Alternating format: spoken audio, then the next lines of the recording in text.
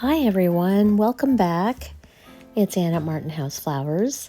In today's video, I thought I would share some of my touching up for the holiday season. Tomorrow is Thanksgiving. We invited the neighbors over for our Thanksgiving lunch. So I decided that I was giving myself permission to add a little more holiday decor.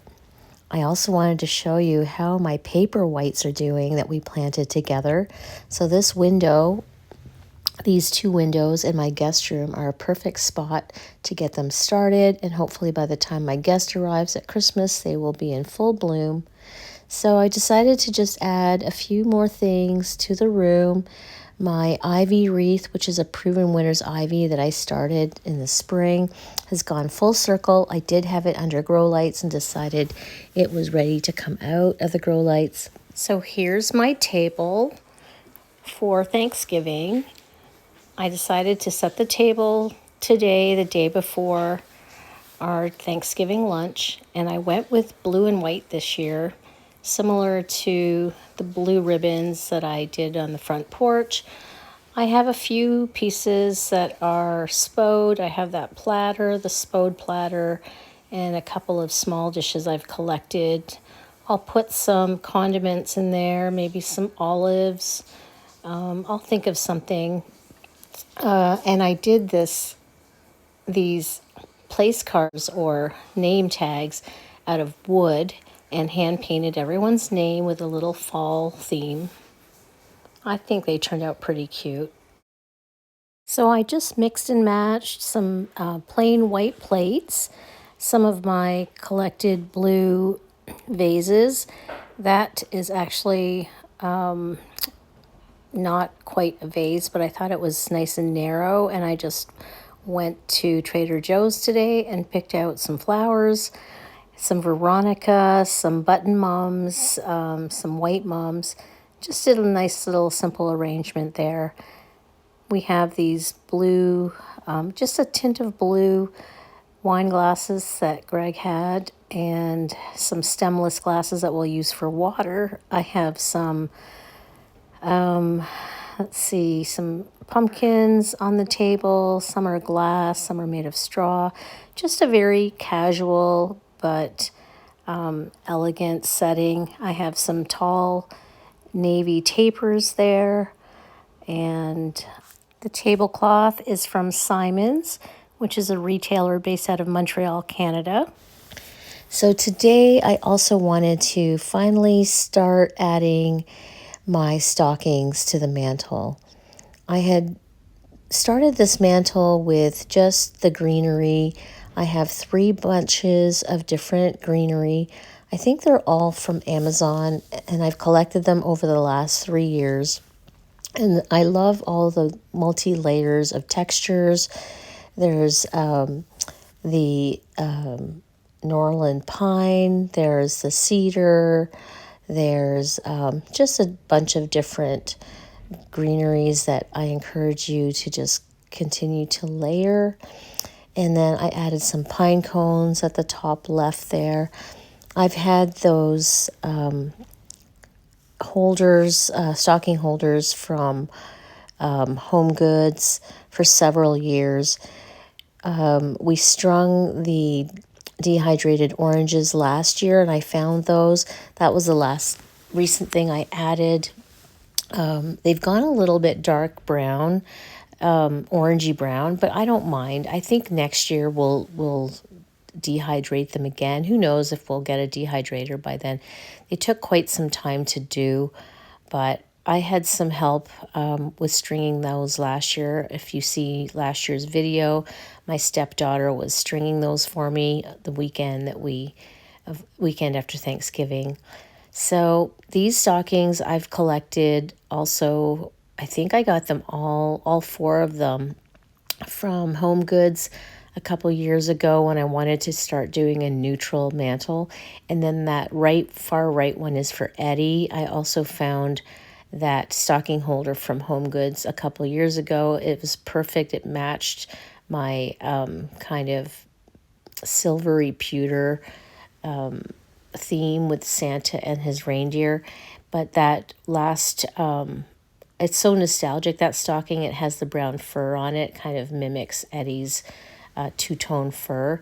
So that's nostalgic because I had that in my home in Canada. So that's the only stocking that I've kept from my old collection. I've given my other stockings to my daughters, but that one, it just sort of, it sort of separates Eddie a little bit from us, but yet it definitely still coordinates. So I'm adding these champagne velvet ribbons that I got from Amazon this year. They definitely were more of a dull taupey champagne color versus the golden image that was on Amazon, but nevertheless I did like it. I liked how it was very neutral. So I'm adding that one to Eddie's stocking. I had a girlfriend last year ask me why his stocking was in the far right and everyone else's was on the far left. And I said, because he's a dog. But of course, he's a very precious part of our family. And honestly, it was because the holder was so different, I thought. And I didn't know that I wanted it next to the reindeer, but it kind of looks like the reindeer are chasing the bone. So I decided to go ahead and incorporate it to the series and fill up half of the mantle. And I like that Eddie's stocking is pretty much at the center of the mantle because he is the baby of the family. So here I am doing the fishtail ends on this ribbon.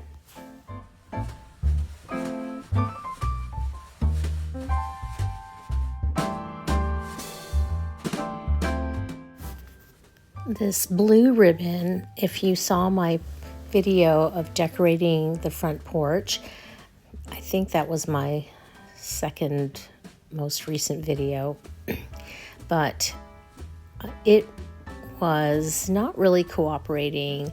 I was trying to flatten the bow a little bit, but it was just really a little too fluffy. It's a wired ribbon, so of course next to the flat velvet, it was just, I didn't like the bow part.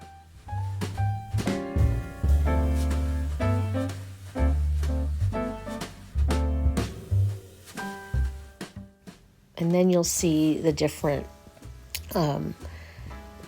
blue and black swatch, green and black, or green and navy ribbon that I also use. And I sort of deliberate a little bit and change things up at the end. Once I had my third ribbon here, which is also a wired black swatch plaid. This is quite narrow, so even though it's wired, it I thought worked pretty well next to the velvet. It's incredibly windy outdoors today. I don't think I'm going to get out there to get that last bed of snapdragons emptied before the winter. We're getting snow on Saturday, which is the day we will go cut our tree. So it could be very interesting. We might be in our parkas. So once I had the 3 ribbons, I think I decided that this one that I'm fussing with, you can see I'm trying to flatten the bow part, but once I added the other champagne ribbon, I decided that navy organza ribbon was just a little bit too fluffy in comparison to how the other ribbons sat or laid.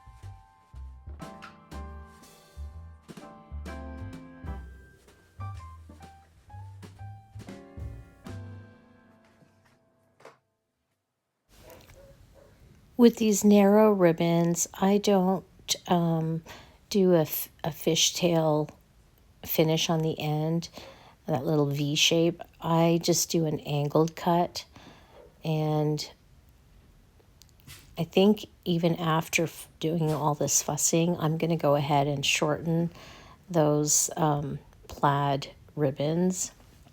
They were definitely too long. So you'll see there, I decided to remove that navy organza ribbon and just go with 3 of these plaids. I moved over the champagne one on the end so that it would alternate plaid, champagne, plaid, champagne, plaid. As you can see, I went a little ribbon crazy this year. Actually, I had those ribbons on that candelabra last year as well. I added the center olive green velvet ribbon, and I added another ribbon to the lamp. I'm just continuing the theme of ribbons. It's an inexpensive way to really decorate and make your room festive. It just is a affordable way to change your colorways as well without investing in new big pieces. So I'm happy with the mantle. I think for now that will be it. It's been a process over the last week of just layering more and more, but keeping it neutral. Let me know how you're decorating your mantle this year.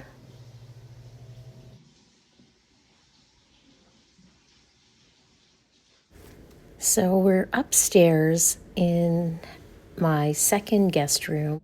I added this gift of a throw that has just made this guest room a little bit festive. My coordinator where I worked before I retired, the last Christmas, she made me this beautiful no-sew throw. You take fabric and you just knot the ends and create this fringe. So I thought instead of having it on the sofa, because it's pretty heavy, I added it up here with these old red, cherry red pillows. I just thought it made it look really festive.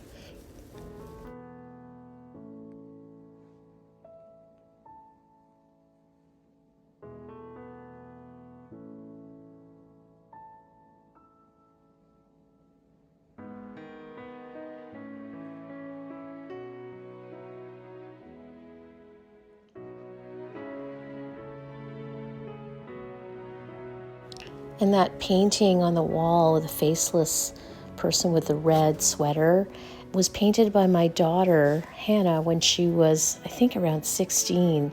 She was always quite the artist. And those photos are just printed canvas of some of my trips over the last few years with my daughters when we went hiking. And I think we were out west. That's recognizable there in Colorado. And some of my old photos of my grandmother and grandfather.